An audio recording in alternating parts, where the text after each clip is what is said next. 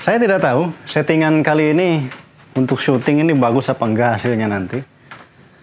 Ya, saya ingin membuat video tentang bagaimana kita akan memasuki suatu pelabuhan. Dalam hal ini saya beri contoh memasuki pelabuhan Pasir Panjang di Singapura. Kebetulan saya punya pengalaman dulu waktu di kapal kontainer memasuki Pasir Panjang ini. Dari mana ya? Dari barat ke timur. Ya, waktu itu dari Savannah, Amerika, saya masuk ke Singapura. Jadi ceritanya datang dari sini. Ini TSS, ya. Saya datang ke sini, kemudian dari sini ada precautionary area.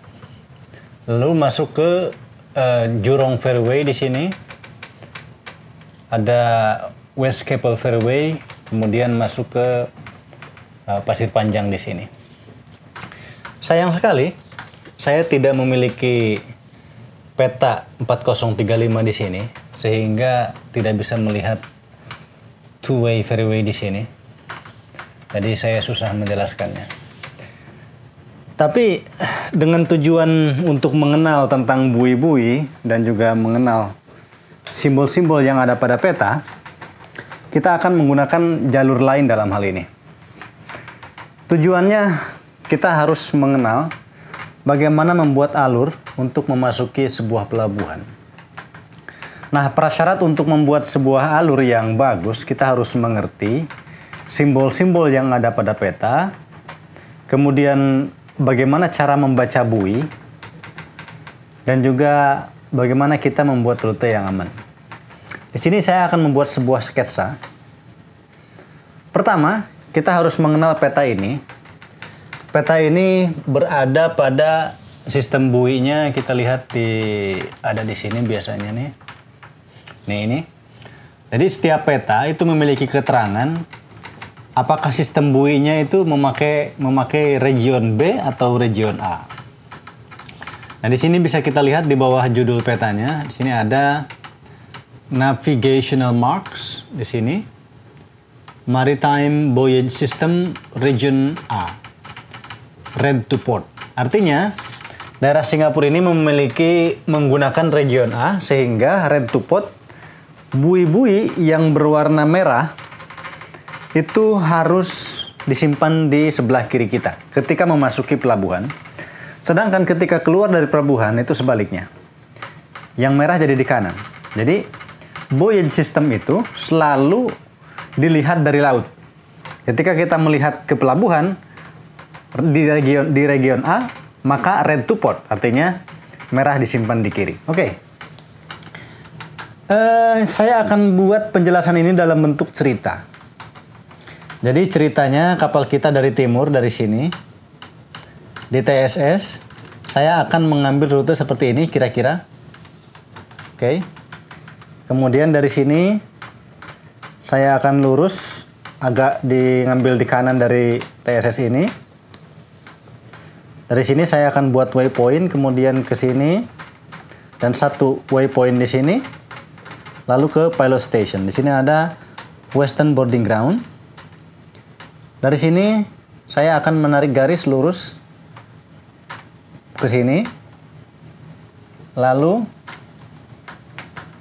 terus ke sini ada Selat Singki, sampai sini ada waypoint lagi di sini, terus ke sini ada waypoint di sini, kemudian sampai ke pelabuhan Pasir Panjang. Nanti kita akan sandar di sini. Oke, mari kita ikuti langkah satu persatu. Nah, di sini saya memilih agak ke kanan daripada TSS, tidak di tengah-tengah, melainkan agak ke kanan. Karena nanti kita akan belok ke kanan di waypoint ini. Jika kita mengambil ke kiri, misalnya ada di sini, kadang-kadang sebelah kanan kita nanti ada kapal yang sama kecepatannya dan mau lurus ke sini. Sementara kita mau ke kanan nanti susah beloknya. Oke. Saya akan jelaskan satu persatu simbol-simbol dari peta. Ini adalah TSS atau Traffic Separation Scheme. kita lihat di sini, ini adalah batas sebelah kiri. Ini TSS yang ke arah timur.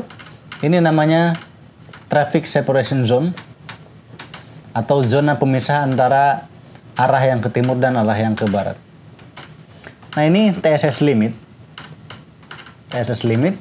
Sedangkan yang ini adalah Singapore Port Limit atau batas pelabuhan Singapura.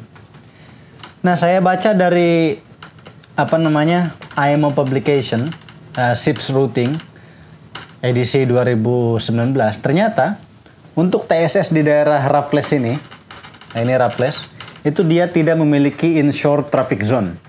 Artinya, kita boleh saja berlayar di luar dari TSS ini, daerah sini, di luar port limit. Kita boleh saja mengambil ke sini, bisa saja selama itu aman.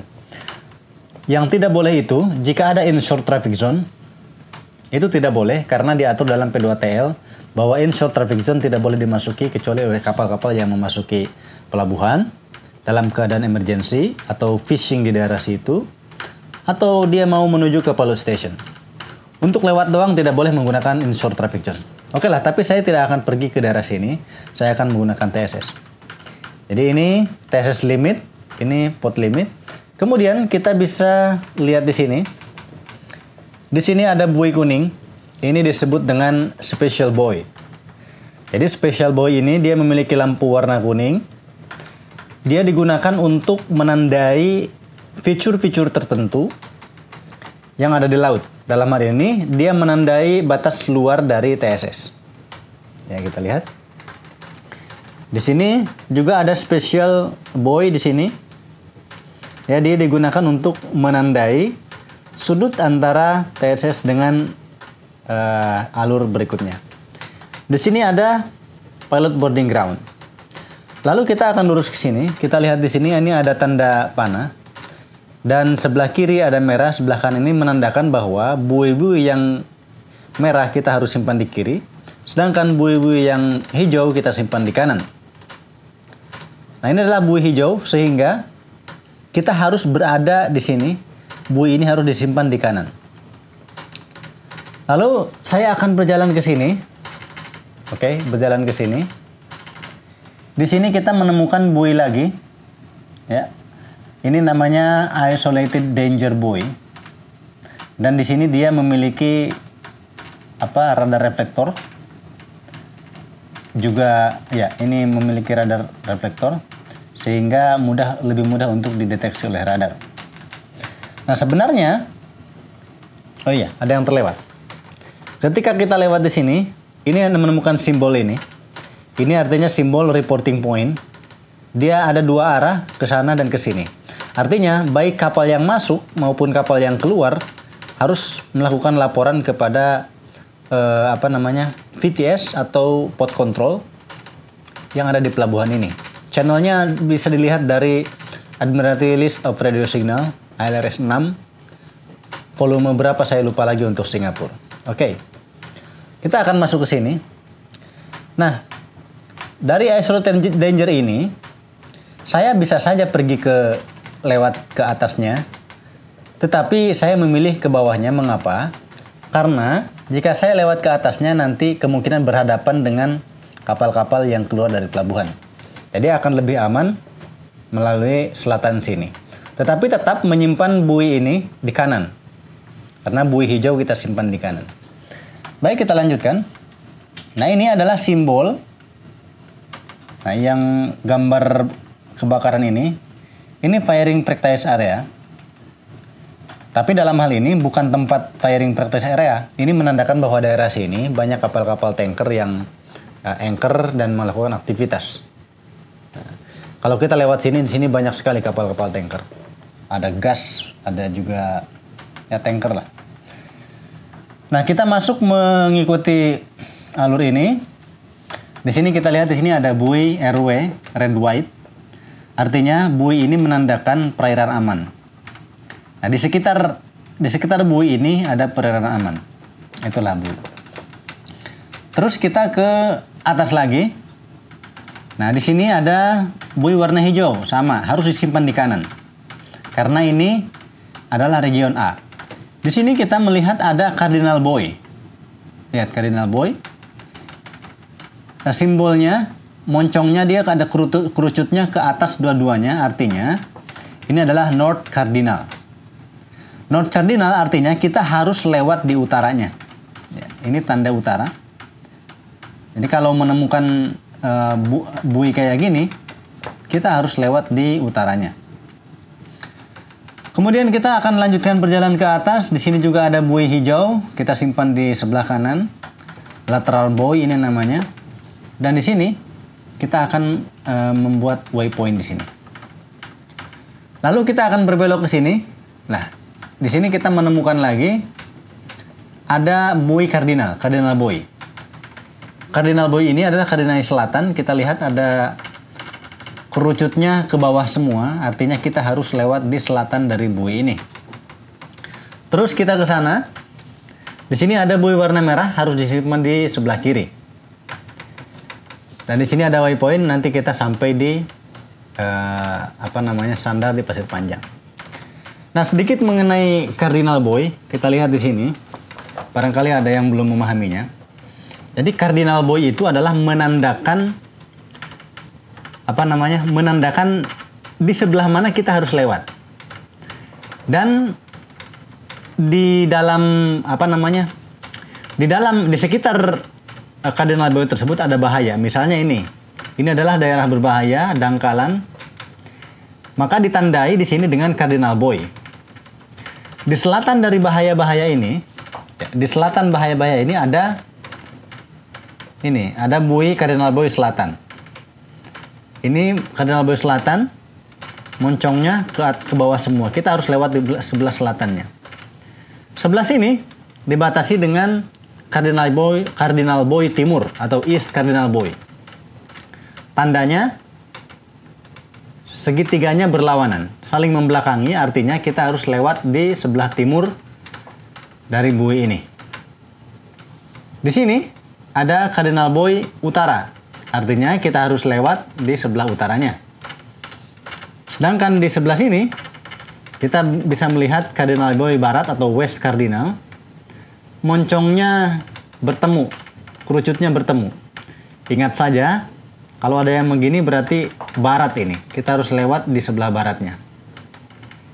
Jangan sekali-kali lewat di sebelah timurnya. Kita akan memasuki daerah berbahaya. Saya rasa itu saja untuk hari ini. Ya, memang sedikit sulit membuat video dengan setting angle yang bagus untuk menjelaskan simbol-simbol di peta. Dan simbol-simbol di peta itu sangat banyak sekali. Sangat banyak sekali. Tidak cukup video 10 menit untuk menjelaskan semua simbol-simbol yang ada di sini. Nah, saya sarankan kepada rekan-rekan yang naik kapal itu, terutama Mualim 3, ya. Jadi, Mualim 3 yang berada di Anjungan, kan kerjaan kalian tuh nggak terlalu banyak kalau lagi di Anjungan. Kalian pelajari peta itu, simbol-simbolnya hafalkan semua. Jika ada yang tidak tahu, rekan-rekan bisa mencarinya dari NP 5011. Kalau di kapal dalam peta nomor 1 ya, peta nomor 1. Dan juga kalau tentang buoy-buoy itu bisa dibaca dari NP 735 ya. Pokoknya pelajari deh semua simbol-simbol yang ada di peta. Kenapa kita harus memilih jalur ini, jalur itu. Sehingga dengan demikian kita bisa memahami bagaimana membuat passage plan dan cara memasuki pelabuhan. Harus lewat mana. Terima kasih telah menyaksikan video ini. Semoga bermanfaat walaupun agak acak-acakan, tapi ya nggak apa-apa lah. Semoga ada manfaatnya. See you next time. Ciao.